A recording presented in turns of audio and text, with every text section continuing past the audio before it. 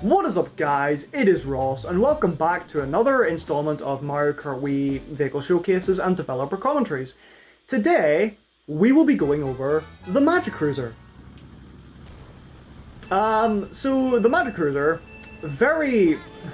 rather popular vehicle in vanilla, much like its medium weight counterpart the Dolphin Dasher. A lot of casual players really like this thing. They enjoy its goofy design, its complete apathy towards thick terrain. Like, this thing can just cleave through off-road like the glowing 1000 degree knife through anything that's not glowing in 1000 degrees. So, naturally in Mario Kart Wii Limitless, the MAGIKRUISER is also defined by its sky-high off-road stat. Miserable track. I'll confess that this is a miserable track to pull for a first showcase of this vehicle, for an initial test lap, as they would say in driver's terms. But yeah, MAGIKRUISER defined by its off-road, but that doesn't mean it doesn't have other advantages as well. Like, its drift is passable, its top speed is excellent. I think it's faster than Mach Bike, and it might be faster than Flame Runner in this mod as well. I could be misremembering, but that sounds about right. Of course, when you've got high speed, you've got disastrous mini turbo. Like, this thing's mini turbo stat is only marginally higher than like the Spears, which isn't great. The acceleration is very remarkable, though. It actually has one of the fastest acceleration rates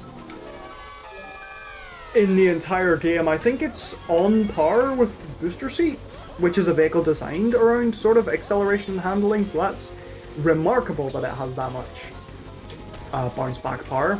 The handling isn't very good, but it's, you know, it's an inside drift bike, so it doesn't matter too much. However, its handling isn't good, but its turn speed is excellent. Like, I'm hardly losing any speed while turning, so that's, you know, you can make brief maneuvers in a pinch with the wiry wizard, and obviously, you know, it's a lightweight, gonna get batted away upon any sort of knockback. It's the heaviest lightweight bike, but that's, I mean, you know, that's really not saying much, you know. Koopa Cave, this is a track that I will be able to put this thing's, this thing's off-road to use. If you watched the previous episode, this is actually the track where I lost my precious winning every race streak, which is very, very unfortunate, but, you know, it's fine. We're gonna make it back with the MAGIKRUISER, you know. The MAGIKRUISER's a master on this track for sure. Like, look at that. I didn't even go for the hop strap, and the MAGIKRUISER had me covered. That's my boy. Also, I'll maybe showcase it on this ramp. I'll probably try and go out of my way to show it off.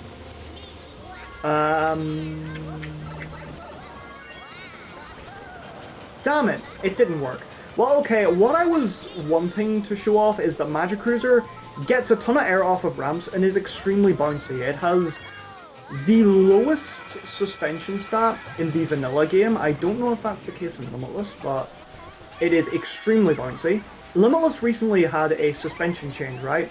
So all of the vehicles that were crippled by bounces in the base game, like MAGIKRUISER obviously, they had their suspension stats altered to where they're still bouncy in a way that can abuse tech, but they don't get as much airtime off of ramps, and their bounciness is less obtrusive.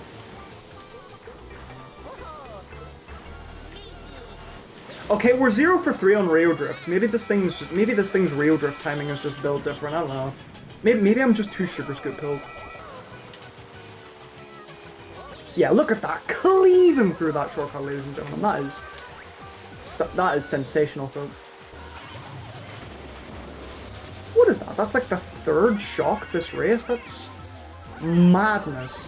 And Koopa Cape is a track that is already, like, known for its item box placements being very scant. Jeez, I don't know. Maybe this is just my bad luck track. Who knows? Yeah, it definitely isn't Kart Lounge. I'll say that much. How I would describe the MAGIKRUISER is that it would be the lightweight stone wall. It would be like the stone wall of the lightweight division. It has loads of acceleration, right? So it can bounce back from mistakes very easily.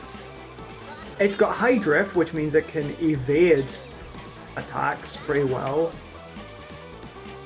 It's got the high weight, which means among lightweights, it can fight back, sort of. And the off-road means that it can just camp on like the not the out of bounds, but like the not track areas of tracks.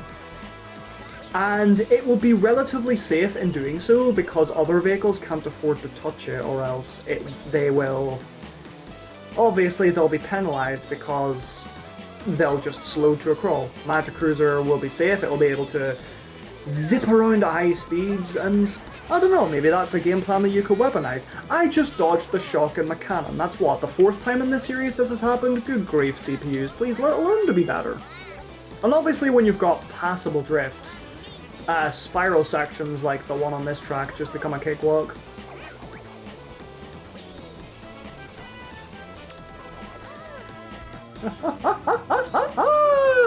Oh, what the fuck? Did I see that right? Did that pinball just despawn? Oh my god. Oh, I know what it is. It's because the pinballs are boulder objects on this track, and when lightning strikes on DK Mountain, the boulders, they like crack open.